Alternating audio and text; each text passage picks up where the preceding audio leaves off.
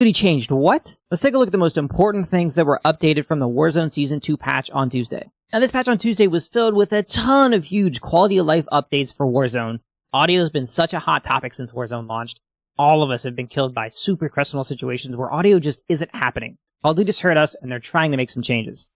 In the Warzone Season 2 patch, they've updated the audio for both Ascenders, people flying in and landing, Parachuters, which is the parachute deploy sound, and also enemy redeploy drones. Now, I've played a little bit since the update. There's still some situations where the audio is not showing up, but in situations where audio around you is quiet, you are able to hear people flying in and landing on your face a little more clearly than before. Now, this next change is going to be a massive quality of life increase to everyone that's playing Warzone or Resurgence. This season, Call of Duty is introducing a new danger zone map notification for precision airstrikes. So an icon has been added to your minimap to show the direction and area of an incoming precision airstrike. They've also increased the precision airstrike banner radius, meaning that basically you can be notified that a precision is coming from further away. So you'll both have the banner on screen just like before and this new icon on your minimap showing you exactly where the airstrike is heading. And Call of Duty didn't just stop at making precision airstrikes easier for you to see. They also added a new notification that shows up on your minimap showing when you're under the effect of a UAV. So anytime an enemy team calls in a UAV and you're on their UAV,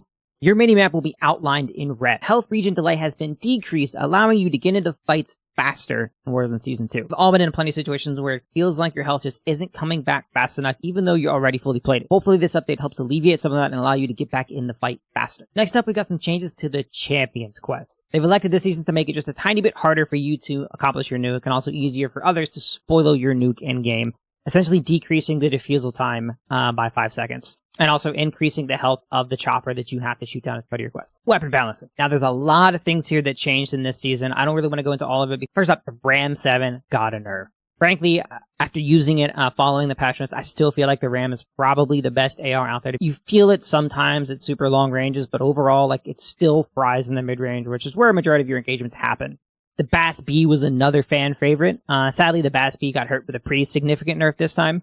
I feel like the stat changes here really make the Bass B not worth using anymore. You know, HRM 9 got a little bit of a nerf. Now, they decreased the damage range on the HMR 9. And there are quite a lot of other weapon balancing changes, including the XRK Stalker being a one-shot hit to the head now at up to 60 meters, up to 80, I think, if you add some of the damage range attachments on it. Easily the biggest, most significant nerf that hit in the Season 2 Reloaded patch was the Jack BFB muzzle. They decreased the stats by 5% across the board. Personally, while using it in the firing range, I feel like I noticed there's a lot more visual recoil to the gun now than there was before.